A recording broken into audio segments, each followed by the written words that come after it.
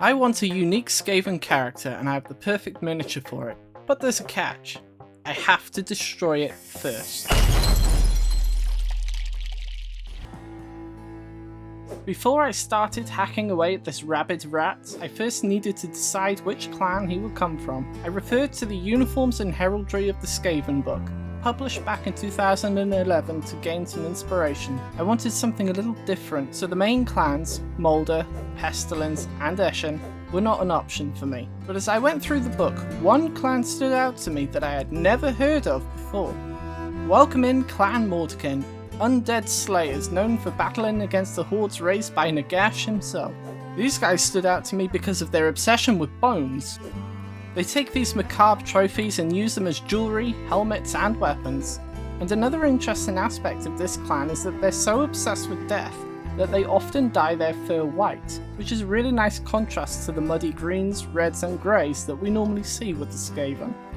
I gathered some spare parts, all of my tools, and braced myself for the riskiest conversion I've ever done, because if I take off just a little too much, our Skaven Warlord won't have a head left at all.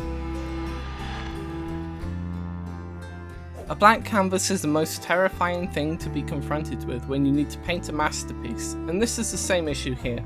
I made the first cut by removing the blade of his spear, along with the glowstone orb. I stole this claw from a Slaanesh kit and decided that it would be the new blade for the spear. It can fit the theme by being painted in bone, and it makes the miniature look slightly different than the others. I also reattached the glowstone orb with super glue and dipped it into baking powder to have the glue dry instantly. This new blade is almost double the length of the original, giving him more of a presence whether he is on the battlefield or in the display case.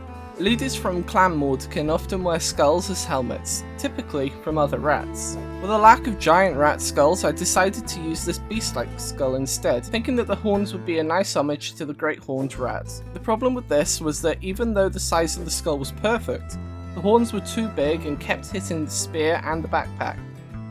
I began creating this crime scene by using my clippers to remove large chunks of metal from the top of the Skaven's head, and once I started to remove the armor plates and nose, there was no going back, and it could mean the complete and utter destruction of this rare mini from my childhood. I had to be careful not to catch the eye or the ears as I needed these to remain somewhat visible.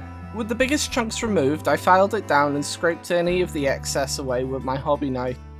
Whilst doing this, I was also cutting and trimming away at the skull. I first tried shortening the horns so that they would fit, but eventually decided to remove them completely and save them for a different project. With the horns out of the way, I made another decision to cut out the bottom section of the eye socket, allowing what remained to fit quite snugly around the metal eye guard. I used my clippers to carve deep trenches into the base of the skull, and then used my knives and files to enlarge and smoothen out the hole, constantly dry fitting it and lining it up with the exposed right eye, and I used some wax thread to conceal the big gaps at the back of the head.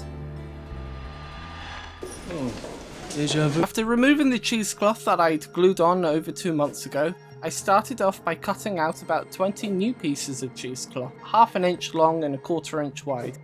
I take these pieces on the end of my tool, in this case a particularly pokey tool that I found one day, and I submerge the whole thing in slightly watered down PVA glue and slap it straight onto the metal cloak. I can then use the point of the tool to shift the cheesecloth around, creating folds in the fabric and pull out loose strands that can trail behind the miniature. If you're new to this, the best way to start is to follow the pre-existing flow of the cloak on the miniature and tuck in the edges up the top so that it looks like a natural part of the miniature.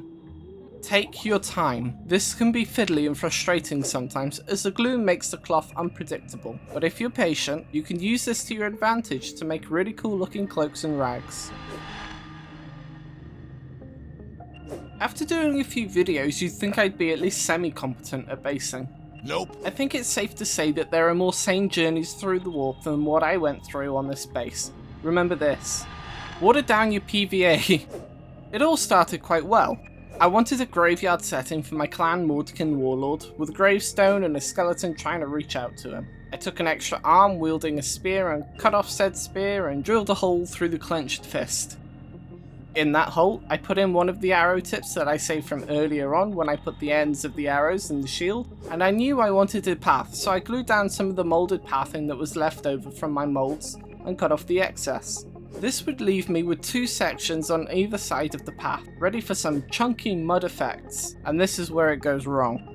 The first mistake was completely forgetting to glue my extra components down, but I'll get to that in just a second. The biggest mistake was when I made my mud texture. First I mixed PVA glue with some of my sand and small rocks, and a generous helping of Mournfang brown paint.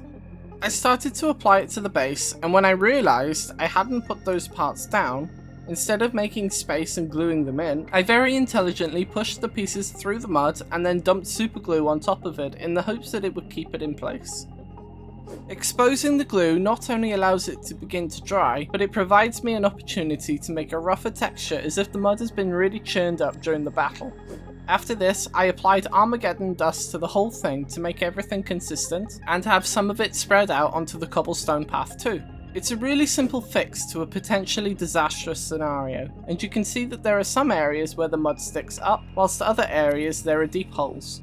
All of this variation in texture is going to really pop out when we paint it with washes and dry brushing, so it's time to have a proper look at the results. First of all, our Warlord is still recognisable as what he's supposed to be, so if you put him on the proper size base, then he should still be legal in all of your fantasy battles. His new spear tip is much larger, providing more height so that he stands out.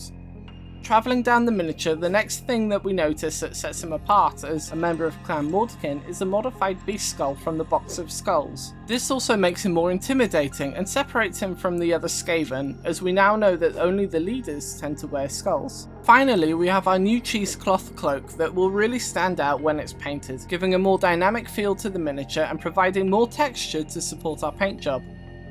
Kit bashing is great for creating incredible characters, so if you enjoyed this, I know you'll want to see what I did to make this Renegade Ogryn truly unique. Whatever bits you choose to use, make things, have fun, and I'll see you next time on Cursed Crusader Arts.